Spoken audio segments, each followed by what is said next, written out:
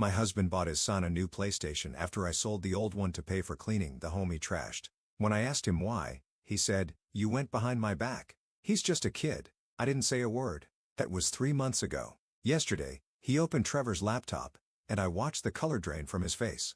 My husband bought his son a new PlayStation after I sold the old one to pay for cleaning the home he trashed. When I asked him why, he said, "You went behind my back." He's just a kid. I didn't say a word. That was 3 months ago.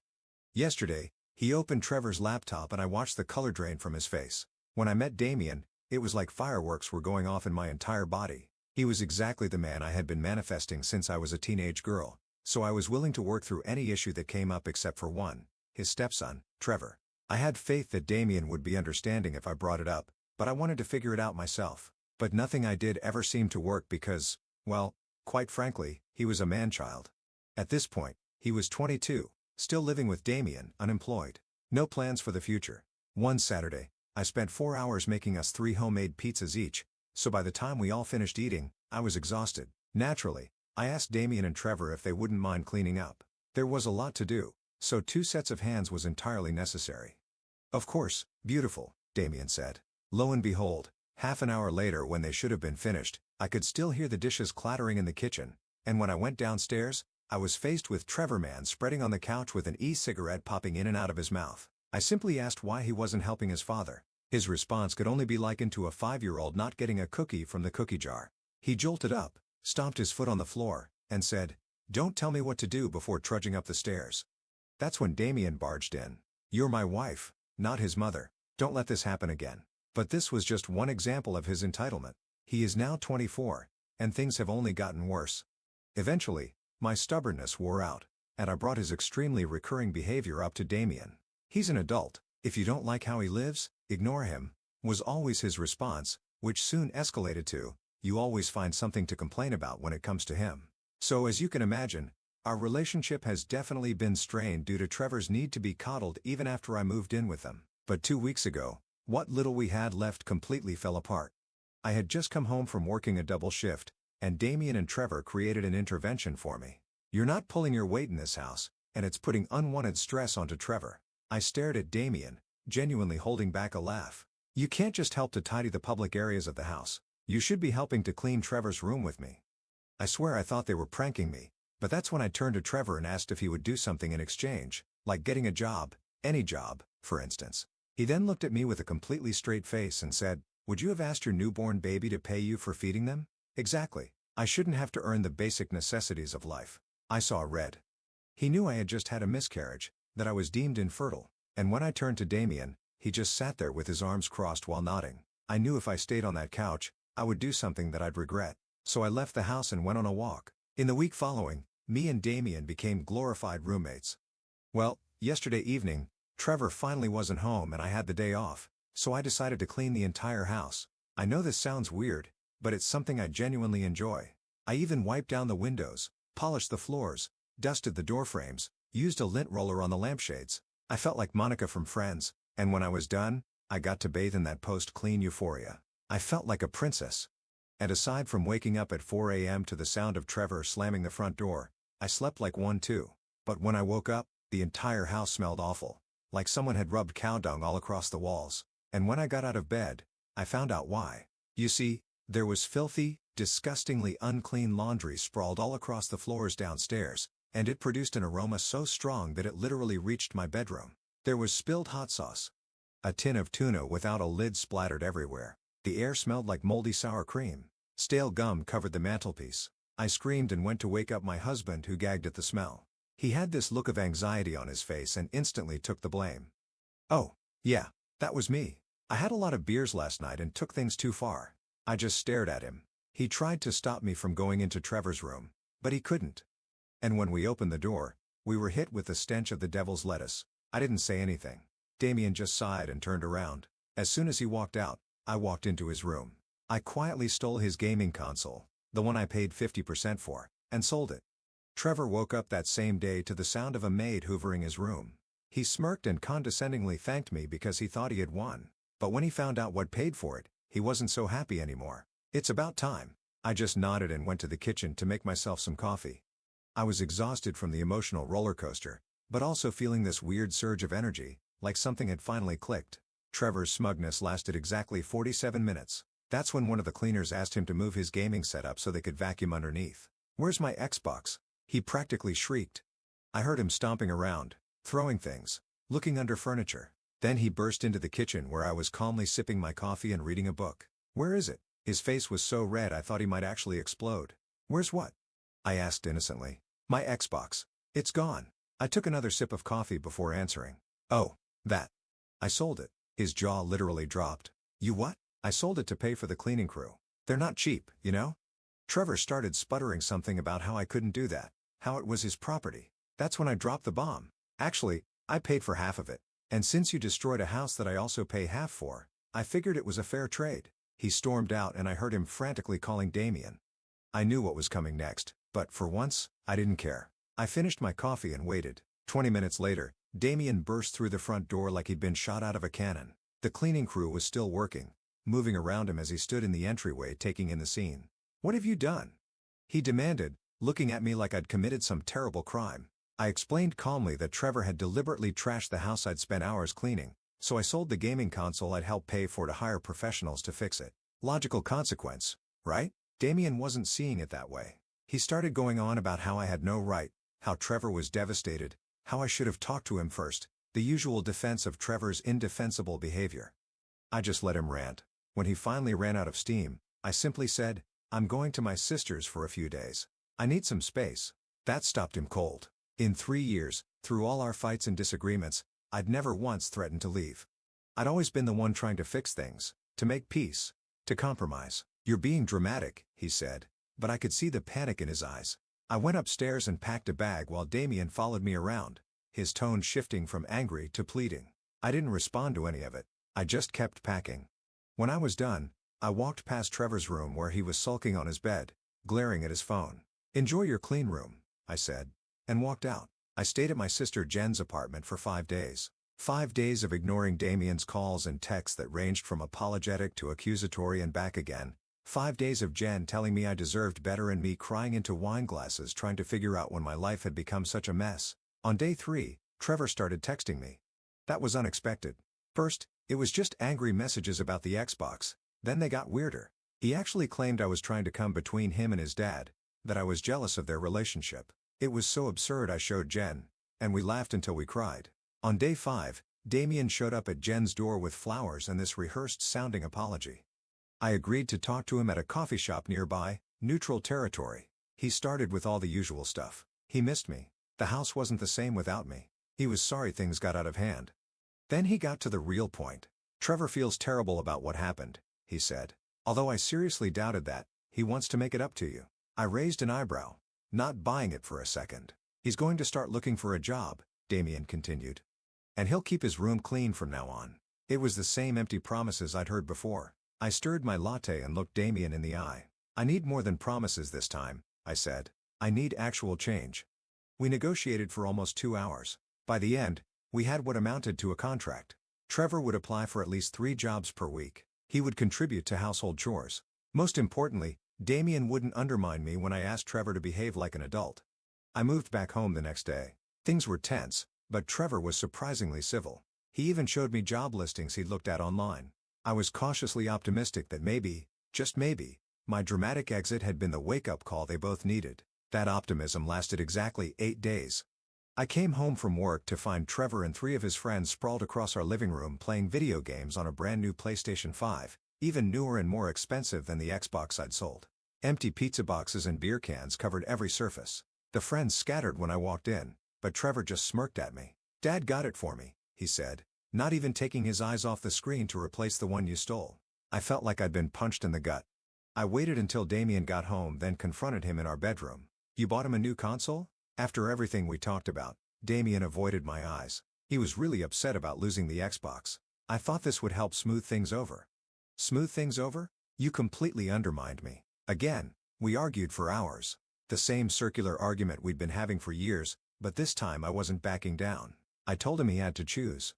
Either he started treating Trevor like the adult he was or I was done. "You're asking me to choose between my son and my wife," he said, looking hurt. "No, I'm asking you to parent your son so you don't lose your wife." He didn't have an answer for that. We went to bed angry. Backs turned to each other. The next morning, he left for work early without saying goodbye. That evening, I came home to find Trevor sitting at the kitchen table, filling out a job application for the grocery store down the street. I was suspicious but tried to be encouraging. "That's great, Trevor. They're always hiring." He grunted in response but kept writing. Later, Damien told me he'd had a serious talk with Trevor about growing up and taking responsibility. I wanted to believe things were changing, but I've been burned too many times before. 2 days later, Trevor actually went to an interview. He didn't get the job, but it was progress. The next week, he applied to 3 more places, kept his mess contained to his room. He even washed his own dishes a couple times. I started to wonder if maybe, just maybe, we'd turned a corner. Then I found the hidden camera in our bedroom. I was dusting the bookshelf when I noticed something odd about the clock radio. There was a tiny pinhole in the front that didn't look right. I picked it up and examined it more closely. That's when I realized it wasn't our usual clock. It was a hidden camera disguised as a clock. My blood ran cold. I immediately checked the bathroom, the living room, everywhere.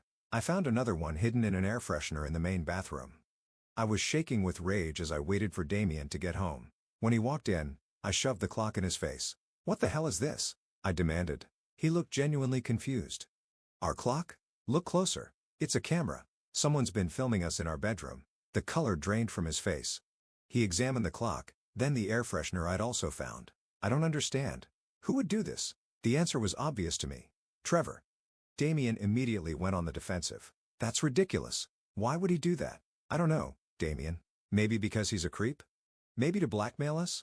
Maybe because he hates me and wants to find something to use against me?" We were still arguing when Trevor came home. Damien confronted him, showing him the cameras. Trevor acted shocked, denied everything. He suggested maybe I had planted them myself to frame him. That set off another massive fight with Damien caught in the middle, not knowing who to believe. I couldn't believe he wasn't automatically taking my side on this. These were cameras in our bedroom, and he was actually entertaining the possibility that I might have put them there. It was insane. That night, I couldn't sleep. I kept thinking about those cameras, wondering how long they'd been there, what they might have recorded. Around 2 a.m., I got up and went downstairs for some water. As I passed Trevor's room, I heard him talking to someone on the phone. "Yeah. She found them." "No. Dad has no idea." Of course, he believed me. He always does. I froze, listening intently. Trevor laughed. The look on her face when I said maybe she planted them herself, priceless. My hands were shaking as I went back to our bedroom. I gently shook Damien awake and told him what I'd heard. He didn't believe me at first, thought I was dreaming, so I suggested we go listen together. Trevor was still on the phone when we got to his door. Damien's face changed as he heard his son laughing about the cameras, bragging about how he could manipulate his dad. For the first time, Damien looked truly angry at Trevor. He pushed open the door without knocking. Trevor's face when he saw us standing there, "I wish I'd taken a picture." He tried to backpedal, claimed I was misinterpreting what I'd heard. Damien was unusually quiet. He just held up his hand to stop Trevor's excuses, then turned and walked out. I followed him back to our room, not sure what to expect. "I'm sorry," he said finally. "I should have believed you." It was a start, but not enough. Not after years of this behavior. I told him I needed him to take real action this time. The next morning, Damien told Trevor he had 30 days to find a job and start saving for his own place. Trevor threw a fit, accusing me of turning his dad against him. For once, Damien didn't cave. He stood firm, telling Trevor the cameras were the last straw. I wanted to believe this was finally the change we needed, but part of me was waiting for Damien to give in like he always did. To my surprise, he didn't. He helped Trevor create a resume. He took him shopping for interview clothes. He was finally acting like a parent instead of an enabler. Trevor, on the other hand, was furious. He started ignoring me completely. When Damien wasn't around, he'd make these little threatening comments about how I'd regret turning his dad against him. I tried to tell Damien about it, but he thought Trevor was just processing his anger and would get over it. 2 weeks after the camera incident, Trevor got a job at a warehouse. Not exactly a career, but it was full-time with benefits. Damien was thrilled, thinking this proved Trevor was changing. I was more cautious. Something about Trevor's sudden compliance felt off. My suspicions were confirmed when I came home early from work one day with a migraine. As I walked in the door, I heard Trevor and a friend in the kitchen. "She actually thinks I'm going to move out," Trevor was saying, laughing. "Dad will never let that happen. I just need to play along until she gives up and leaves." His friend asked what would happen if I didn't leave. "Then I'll make her leave," Trevor said, his voice suddenly serious. "I've got more dirt on her than she knows." I backed out quietly and sat in my car trying to process what I'd heard. What dirt could he possibly have on me? I hadn't done anything wrong unless the cameras, had they been there longer than I realized? Had he gotten footage of something he could twist and use against me? I called in sick the next day and waited until both Damien and Trevor were gone. Then I tore through Trevor's room looking for evidence. I found it in a locked box under his bed. The key was taped to the bottom of his desk drawer, not exactly a master criminal. Inside were several flash drives labeled with dates going back 6 months. I took them to Jen's house to view them safely. What I found made me physically ill. Hours of footage from our bedroom and bathroom. Conversations between Damien and me that Trevor had no right to hear. Intimate moments that no one should have witnessed. But worse than that, I found edited clips where Trevor had manipulated the footage, splicing together words and actions to make it look like I was saying horrible things about Damien or like I was hiding something. I copied everything to my own drive as evidence, then replaced the originals so Trevor wouldn't know I'd found them. I wasn't sure what to do next. If I showed Damien, he might finally see Trevor for who he really was, or he might accuse me of invading Trevor's privacy by searching his room. For 3 days, I carried that flash drive everywhere, paralyzed with indecision. Then Trevor made the decision for me. I came home from work to find Damien sitting on the couch looking devastated. When I asked what was wrong, he just handed me his phone. On it was a video of me clearly spliced together from the hidden camera footage. The edited clip made it sound like I was plotting to leave Damien, talking about how I couldn't stand him anymore. "Trevor found this on your laptop," Damien said, his voice hollow. He was borrowing it to apply for jobs. I hadn't even realized my laptop had been touched. Trevor must have planted the video there. "That's not real," I said desperately. "It's edited footage from the cameras he put in our room." Damien looked uncertain. "Why would he do that?" That's when I pulled out my flash drive and showed him everything. The original footage, the edited clips, all of it. As he watched, his expression changed from doubt to horror to anger. "I'll talk to him," he said when we were done. "No," I replied firmly. "We will talk to him together as a united front." When Trevor got home, we were waiting. He took one look at us and knew something was wrong. Before Damien could speak, I held up the flash drive. "We've seen everything, Trevor. The original footage, your edited versions, all of it." His face went through a series of emotions. Surprise, anger, calculation, then finally this fake confusion. "I don't know what you're talking about," he tried. Damien cut him off. "Stop lying. I saw it all. The cameras, the editing, you trying to set up my wife." Trevor's strategy shifted instantly. He burst into tears, claiming he was just trying to protect his dad from me, that he'd overheard me talking about leaving and panicked. The performance was impressive. If I hadn't heard him laughing about his plan with his friend, I might have almost believed him. Damien wasn't buying it this time. "Pack your things," he said quietly. "You're moving out tonight." Trevor's fake tears dried up instantly. His face hardened as he looked at me. "This isn't over," he said. "You'll regret this." He stormed upstairs to pack while Damien called Trevor's uncle to arrange a place for him to stay. I sat on the couch, emotionally drained, but feeling like a weight had been lifted. Finally, after years of manipulation, Damien was seeing the truth. Later that night, after Trevor had left with his uncle, Damien and I talked for hours. He apologized over and over for not believing me, for enabling Trevor, for putting our marriage at risk. I was hurt, but also relieved that we might finally have a chance to rebuild. "I'm going to start therapy," Damien said. "I need to understand why I let this go on so long." We went to bed that night closer than we'd been in months. As I drifted off to sleep, I allowed myself to hope that maybe we could actually fix things. The next morning, I woke up to frantic pounding on our front door. It was 6 a.m., and when I looked out the window, I saw police cars in our driveway. My heart nearly stopped. I shook Damien awake and we rushed downstairs together. When we opened the door, 2 officers asked if they could come in. They explained that Trevor had filed a complaint against me, claiming I had assaulted him last night before he left. "Left? That's ridiculous," Damien said immediately. "I was here the whole time. Nothing like that happened." The officers asked if we had any proof. That's when I remembered our security cameras. After finding Trevor's hidden cameras, we'd installed a legitimate security system that covered the entryway and living room. I pulled up the footage from the previous night on my phone, showing Trevor leaving with his uncle. No confrontation, no assault. The officers looked relieved. They explained that Trevor had shown up at the station with a bruised face, claiming I had hit him when Damien wasn't looking. The footage clearly showed that was impossible. After they left, Damien called Trevor's uncle. Apparently, Trevor had punched himself in the face after arriving at his uncle's house, then waited until morning to go to the police. His uncle had tried to stop him, but Trevor had stormed out. "This has to stop," Damien said after hanging up. "He needs help, but I can't let him destroy our marriage anymore." He called Trevor and told him to meet us at a restaurant that afternoon. Public place, plenty of witnesses. When Trevor arrived, His face was indeed bruised, though not as badly as I'd expected. He glared at me as he sat down. Damien got straight to the point. The police showed us your complaint. We showed them our security footage. They know you lied. Trevor started to argue, but Damien cut him off. I'm getting you help whether you want it or not. You have two choices. Either you go to therapy and get a real job and start dealing with your issues, or you're completely on your own. No money, no support, nothing. Trevor looked stunned. This was the first time Damien had ever given him a real ultimatum with actual consequences. You're choosing her over me? He asked, his voice small. No, Damien replied. I'm choosing what's best for you even though you can't see it. And I'm choosing my marriage, which I've been neglecting for too long. Trevor stormed out, leaving his untouched food behind. Damien and I sat in silence for a moment. Do you think he'll agree to therapy? I asked. Damien sighed. I don't know, but for the first time, I'm not chasing after him.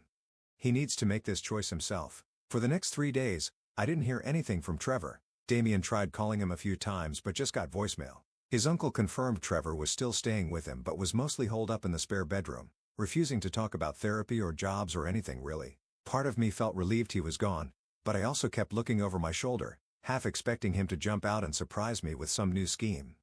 Damien was weirdly quiet during those days. Not angry quiet like before, but thoughtful quiet. I caught him staring at old photos of Trevor as a kid a couple times. He scheduled his first therapy appointment and actually asked if I wanted to join him for a session later on. That was huge coming from him. On the 4th day after our restaurant confrontation, I came home from a brutal shift at the hospital to find Damien sitting at the kitchen table with a stack of papers in front of him. What's all this? I asked, dropping my bag on the counter. Trevor's baby photos, school records, birthday cards. He pushed one across the table to me, a handmade card with wobbly letters spelling Happy Birthday, Dad in crayon. I've been trying to figure out where I went wrong.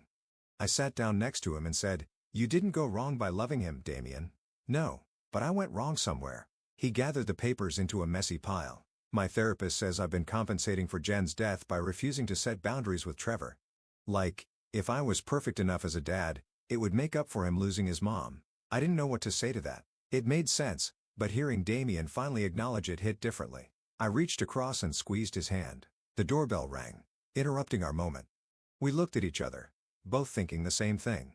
Neither of us was expecting visitors. It was Karma, Trevor's uncle's wife, standing on our porch looking seriously stressed out. She had this giant tote bag, and her hair was all messy like she'd been running her hands through it. Sorry to just show up like this, she said when I opened the door. But Trevor left this morning and Charles is worried sick. Damien appeared behind me. Left? To go where? Karma shrugged. He didn't say, just packed his stuff and took off, but he left this behind. She hefted the tote bag. Charles thought you might want to see it. We took the bag to the kitchen table. Inside was Trevor's laptop, a bunch of flash drives similar to the ones I'd found, and notebooks filled with what looked like journal entries. Damien pulled out the laptop and opened it. Should we be looking at this? I asked, feeling weirdly invasive even though Trevor had had no such qualms about our privacy. Charles already did, Karma said. That's why he sent me over with it. You need to see what's on there. Damien navigated to the video folder and clicked on the first file. It was Trevor talking directly to the camera, like some kind of log. Day 1 of Operation Get Rid of Lisa, he said to the camera. The timestamp showed it was from almost a year ago right after I moved in. Dad thinks he wants to be with her, but I know better. No one will ever replace Mom. My stomach dropped as Damien clicked through more videos. Trevor had documented everything. The planted cameras, his deliberate sabotage of my cleaning, even rehearsing what he would say to make Damien take his side. There were dozens of these videos spanning months. Jesus, Damien whispered, his face pale. He was planning this the whole time. Karma nodded grimly. There's more. Check the notebook labeled Phase 2. The notebook contained detailed plans for what Trevor was going to do next. He had this whole scheme worked out to plant blow in my car and then tip off hospital security. He'd researched how nurses get substance tested and what kind of substances would get me fired immediately. There were notes about finding someone to hack my email to send fake resignation letters to the hospital administration. But the scariest part was the section titled Last Resort. Trevor had written, if nothing else works, accident at work. Nurses handle dangerous meds all the time. One mistake with the wrong patient. I felt physically sick. This wasn't just a jealous kid acting out anymore. He was actually planning to destroy my career, maybe even set me up to harm a patient. We need to call the police, I said, my voice shaking. Damien was already pulling out his phone when it buzzed with a text. He looked down and his face changed. It's Trevor. He says he's coming home to talk. I immediately started gathering all the evidence back into the tote bag. We need to hide this. If he knows we've seen it, no, Damien interrupted. No more hiding. No more pretending. We're going to confront him with all of it. I stared at him. Are you sure? What if he gets violent? Karma cleared her throat. Charles is on his way too. He'll be here in 10 minutes. Damien's jaw was set in a way I'd never seen before. Trevor needs to face what he's done. All of it. We spent the next few minutes making copies of the most damning evidence just in case Trevor tried to destroy the originals. I texted my sister Jen to come over too. More witnesses seems like a good idea. Trevor showed up about 20 minutes later. He looked terrible. Unshaved. Dark circles under his eyes. Clothes rumpled like he'd been sleeping in them. For a split second, I almost felt sorry for him. Almost. Dad, I've been thinking. He stopped mid-sentence when he saw the laptop and notebook spread across the table. His eyes darted to Karma, then back to the evidence. What is this? You tell us, Damien said. His voice unnervingly calm. Operation Get Rid of Lisa? Phase 2? Last resort? Want to explain what all that means? Trevor's face went through this weird transformation. Shock, then anger, then this calculated innocence. Those are just stories I was writing. Fiction. For a creative writing class, I was thinking about taking. Before Damien could respond, the front door opened again as Charles and Jen arrived almost simultaneously. Trevor's expression hardened when he saw them. So this is an ambush? He demanded. You all gang up on me because of some stupid writing exercise? Damien clicked play on one of the videos. Trevor's own voice filled the room. Day 47. Dad actually believed me when I said Lisa planted the cameras herself. What an idiot. He's so desperate to think I'm still his perfect little boy. Trevor lunged for the laptop, but Charles caught him by the arm. Enough, Trevor. It's over. What happened next shocked all of us. Trevor started crying. Not the fake tears from before, but genuine body-shaking sobs. He collapsed into a chair, his face in his hands. She was trying to replace Mom. He choked out between sobs. Everyone was forgetting Mom, moving on like she never existed. Dad was happy without her. It wasn't Dad was happy without her. It wasn't right. The room went silent except for Trevor's crying. Damien looked absolutely gutted. He moved toward Trevor, but stopped when I grabbed his arm and shook my head. This could still be manipulation. Trevor, Damien said finally, your mom would be horrified by what you've done. She raised you better than this. That just made Trevor cry harder. You don't know that. She's gone. Nobody knows what she would think. I do, Charles said quietly. Julie was my sister, remember? And she would be so disappointed to see you using her memory as an excuse to hurt innocent people. Trevor's crying gradually subsided into these hiccuping breaths. He looked around the room, seemed to realize he wasn't getting the sympathy he wanted, and his expression changed again. Whatever. He muttered, none of you understand. I'm out of here. He stood up, but Damien blocked his path. No, you're not. We're not done. Trevor tried to push past, but Damien didn't budge. Move, Dad. Not until we figure this out. You need help, Trevor. Real help? Trevor laughed, this bitter sound that made the hair on my arm stand up. Help? You think a therapist is going to fix this? Nothing's going to bring Mom back. Nothing's going to make me okay with you replacing her. I'm not trying to replace your mother, I said, speaking directly to Trevor for the first time. I never was. He turned to me. His eyes narrowed. Right. You just moved into her house, slept in her bed, tried to mother her son. No, I interrupted. I moved into Damien's house. I sleep in Damien's bed, and I never tried to be your mother. I tried to be your friend. You're an adult. Trevor blinked like that perspective had never occurred to him. Damien spoke up again. Trevor, we have two options here. Either you agree to intensive therapy, and I mean real commitment, not just showing up and going through the motions, or I'm taking this evidence to the police. You wouldn't? Trevor scoffed. Your own son? To protect my wife from having substances planted in her car? To prevent you from potentially harming hospital patients? Damien's voice was steady. Yes. I would. I love you, but I won't let you hurt innocent people. The standoff lasted maybe 30 seconds, but it felt like hours. Eventually, Trevor's shoulders slumped. Fine, he muttered. I'll go to therapy. We spent the next 2 hours working out the details. Trevor would stay with Charles and Karma, who already had security cameras throughout their house. Thankfully, he would attend therapy 3 times a week. Damien would pay for it, but Trevor had to get a job to contribute to his living expenses. We'd review the arrangement in 3 months. Before Trevor left with Charles and Karma, Damien pulled him aside for a private conversation. I couldn't hear what was said, but when they came back, Trevor wouldn't look me in the eye. He paused at the door though and mumbled what might have been sorry before walking out. After everyone left, Damien and I sat in exhausted silence on the couch. I wasn't naive enough to think one confrontation had magically fixed everything. but it felt like a real turning point.